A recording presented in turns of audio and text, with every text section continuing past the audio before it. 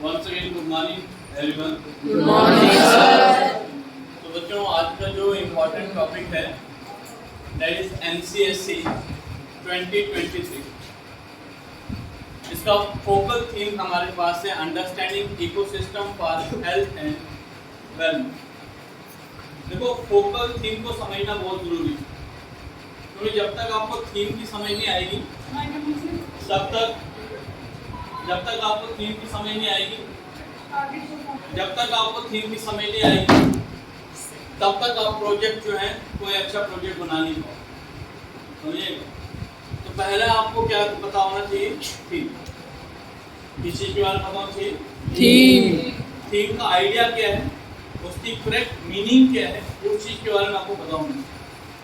Understanding ecosystem, understand का मतलब होता है किसी चीज को समझना, लेकिन हमें यहाँ पे किस चीज को समझना है? Understand ecosystem. इकोसिस्टम होता क्या है? जिस भी एनवायरनमेंट के अंदर हम रह रहे हैं, जिस एनवायरनमेंट में हम रह रहे हैं, हम भी अर्थ के ऊपर सर्वाइव कर रहे हैं। क्या हम अकेले इस एनवायरनमेंट में रह रहे हैं? नहीं ना, हमारे साथ बहुत सारे ऑर्गेनिज्म, बहुत सारे बायोटिक एबायोटिक कंपोनेंट्स हमारे साथ जो है इस एनवायरनमेंट में रह रहे हैं, और हम मिलके एक दूसरे के साथ में क्या करते हैं? ऑलवेज इंटरेक्ट करते हैं। फॉर एग्जांपल, हमें लाइफ को सर्वाइव करने के लिए फूड की जरूरत पड़ती है, वाटर की जरूरत पड़ती है, एयर की जरूरत पड़ती है। ये सब चीजें हमें कहाँ से मिलती हैं? एनवायरनमेंट से। अब एयर तो हम खुद प्रोड्यूस नहीं कर रहे, वाटर तो हम खुद बना नहीं रहे, but we rely on the natural resources for our survival. तो फूड के लिए सबसे इंपॉर्टेंट क्या है? प्लांट। और प्लांट्स के लिए सबसे जरूरी क्या है? वो एनवायरनमेंट जिसमें वो सर्वाइव कर सकते।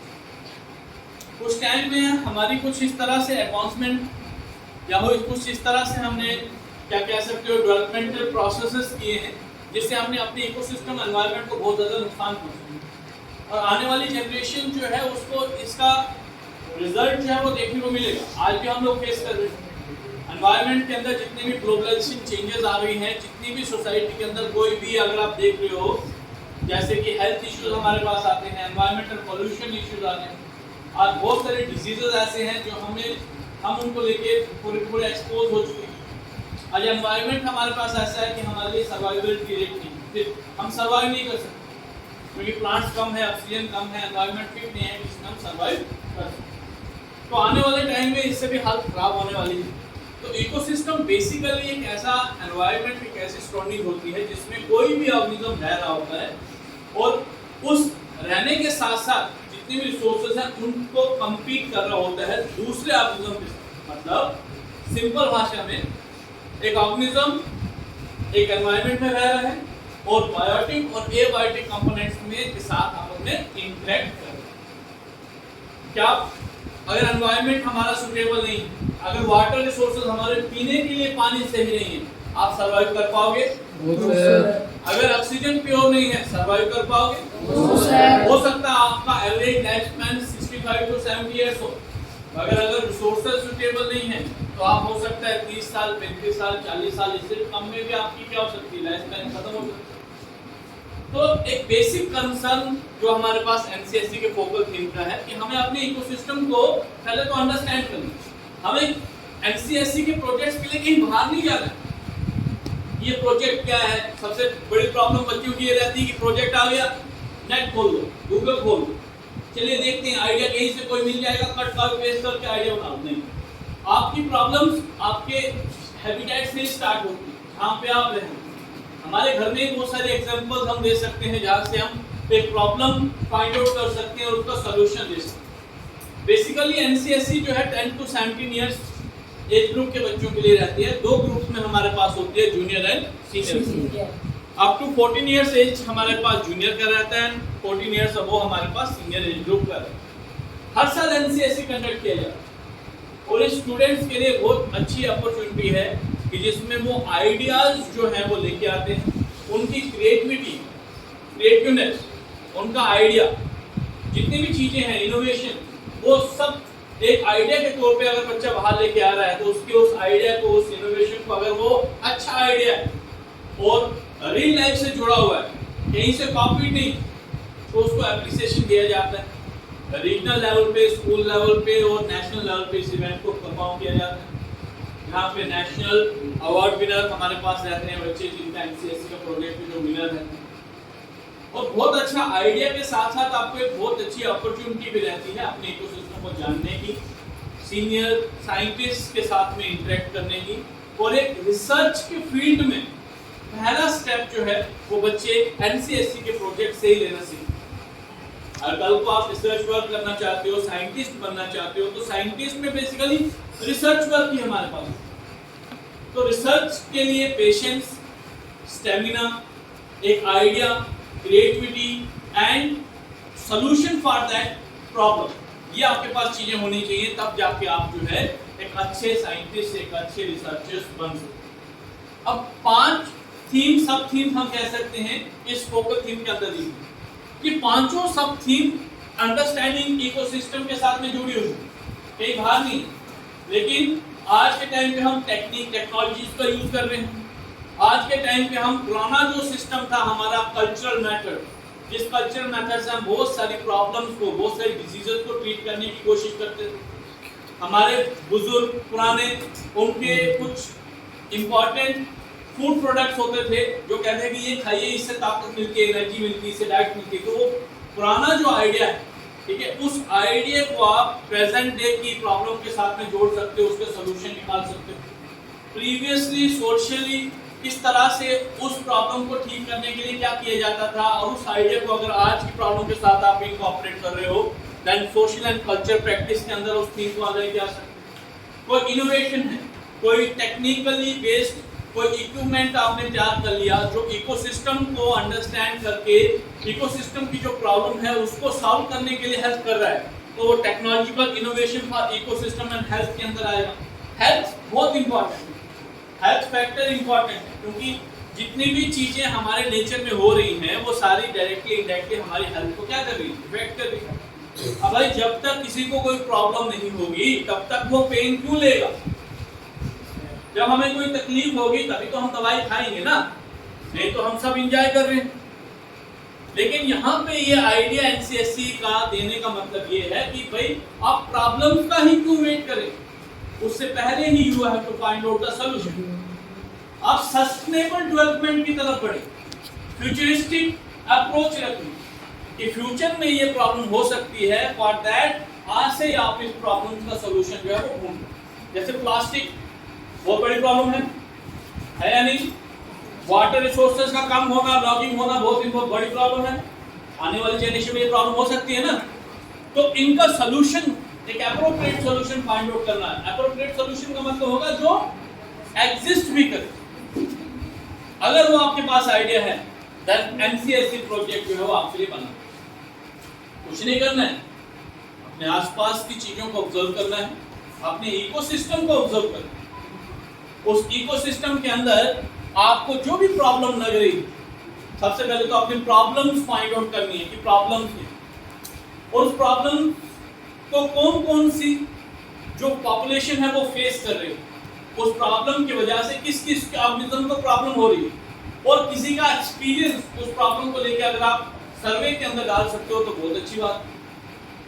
तो सर्वे बेस्ड प्रोजेक्ट आपके पास रहता है जहां पे आप 2 बच्चे जो है मिलकर इसमें पार्टिसिपेट कर सकते हो। एक आपका लीडर रहेगा, दूसरा आपके साथ वो पार्टनर रहेगा।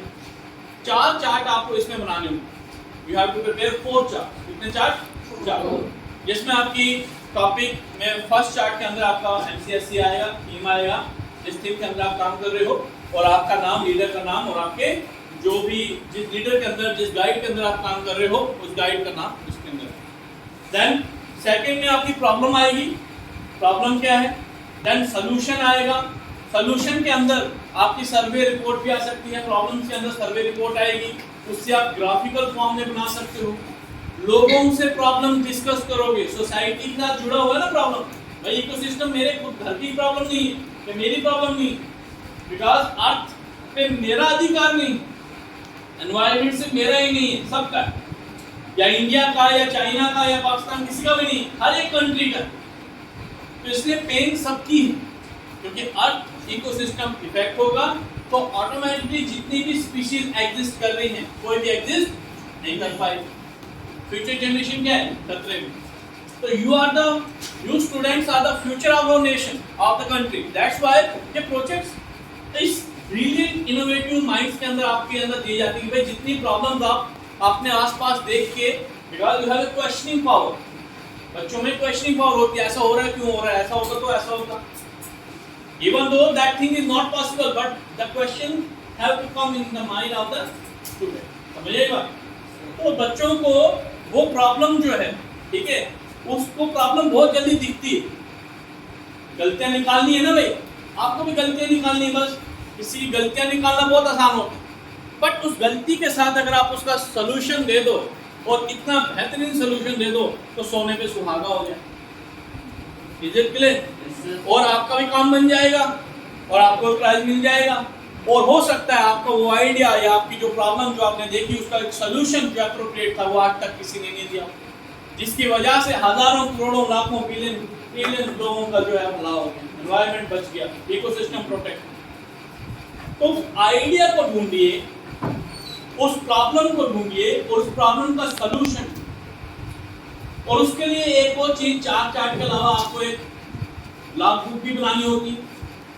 लॉग बुक के अंदर डे टू डे आपने अपनी रिसर्च में क्या कुछ किया, ले उस रिसर्च के ऊपर जितनी भी from morning till the end of the day जो भी एक्टिविटीज आप करते हो वो आप उस लॉग बुक के अंदर लिखो. देन एक फाइल आपको प्रोजेक्ट फाइल तैयार करनी होती है. इस प्रोजेक्ट फाइल के अंदर सारा कंटेंट आप लिखोगे, प्रॉब्लम के बारे में लिखोगे, सॉल्यूशन के बारे में लिखोगे, जो आपने सर्वे की उस सर्वे के क्वेश्चन, लोगों के opinion, views. And after finding the problem and after finding the appropriate solution for the problem, आपने जब उस solution को अप्लाई किया रियल लाइफ में तो कितना वो काम आया, कितना वो काम कर रहा है, कितना नहीं कर रहा है, तो वो चीजें भी आपको सारी चीजें लिखनी होती है. Doesn't mean कि आपने एक प्रॉब्लम सोच ली, भगवान जाने उसका क्या होगा क्या नहीं होगा, झूठे मूठे कुछ क्वेश्चन बना दिए, भगवान जाने उसका क्या होगा क्या नहीं होगा. नो, ऐसा काम नहीं. हर चीज को लाइफ के साथ रियलिस्टिक वे में जोड़िए, आपको बेनिफिट जरूर मिलेगा. Problem are many more in our ecosystem, in our environment.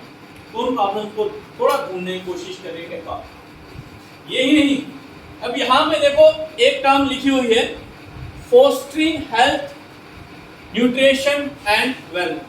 Fostering मतलब किस चीज को क्या करना है, पुश. हेल्थ को बढ़ावा देना है. किस चीज को बढ़ावा देना है, हेल्थ को. साथ ही साथ न्यूट्रिशन को बढ़ावा देना है. मतलब आज हम खाना खा रहे हैं ना, ऐसे प्रोडक्ट हम खाएं जो क्या है, न्यूट्रिएंट वैल्यू इसकी ज्यादा. जितने भी चीजें हम खा रहे हैं सारी केमिकल बेस्ड हैं, केमिकल बेस्ड है ना, जो डायरेक्टली इनडायरेक्टली आपकी हेल्थ को इफेक्ट करती है या नहीं करती है, बताइए.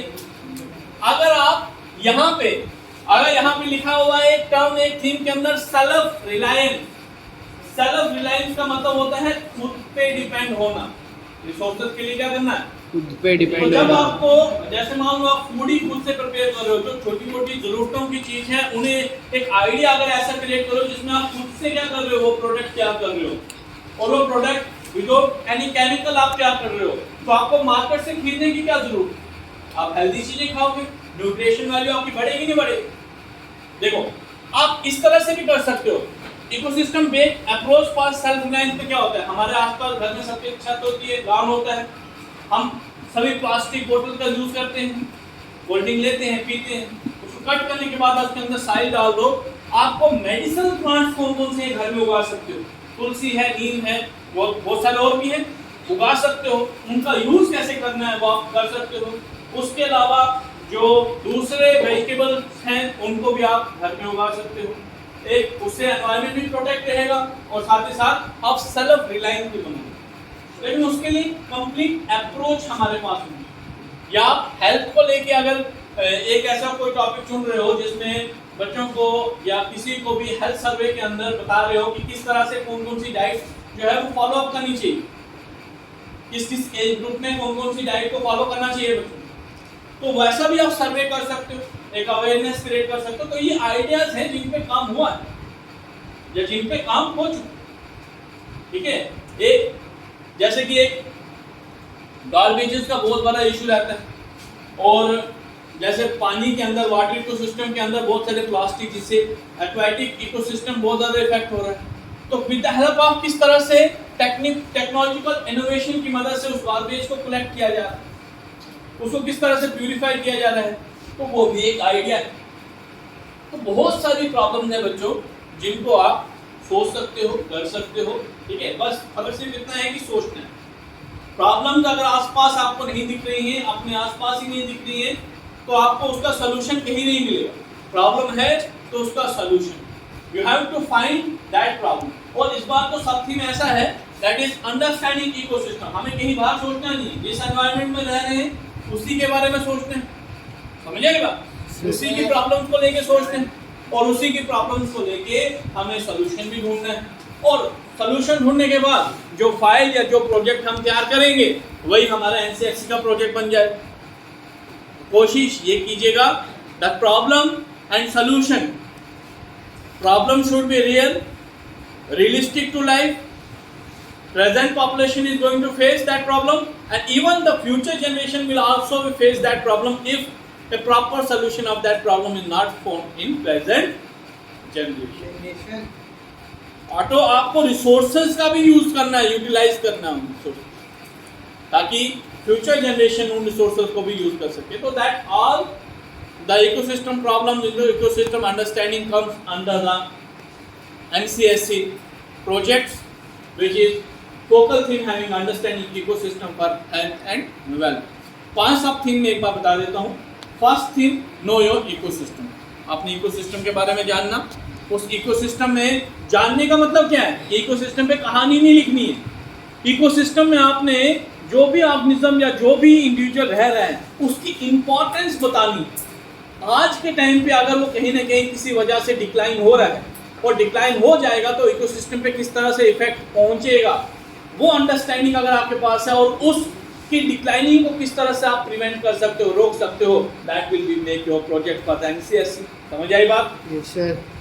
फॉस्टरिंग हेल्थ न्यूट्रिशनल वेलबींग, किस तरह से हेल्थ न्यूट्रिशन वेलबींग को आप और ज्यादा बढ़ावा दे सकते हो। बहुत सारी डिजीजेस होती है ना हमारे पास, डे टू डे लाइफ में हम फील करते हैं। मॉस्किटो डेंगू हो गया, ठीक है, टाइफाइड हो गया, निमोनिया हो गया, ये नॉर्मल डिजीजेस हैं, इनके एक टाइम पीरियड होता है। बैक्टीरियल इन्फेक्शन है, जैसे अभी कंजुंक्टिविटिस आया था, आई फ्लू हुआ था ना, तो उसको भी लिए भी क्या कर सकते हो आप, क्या क्यों हुआ, क्योंकि एनवायरनमेंट इतना डिग्रेड हो चुका है, इतना पोल्यूट हो चुका है कि जो माइक्रोब्स हैं, वायरसेस हैं, वो बहुत ज़्यादा हावी हो चुके हैं, जो हेल्थ को क्या कर रहे हैं, इफेक्ट। तो ऐसा क्यों ना एनवायरनमेंट ऐसा क्रिएट किया जाए जिससे हमारा इकोसिस्टम दोबारा से फिर से रिचार्ज हो जाए और प्रॉब्लम जो है हमें ये फेस ना करनी पड़े।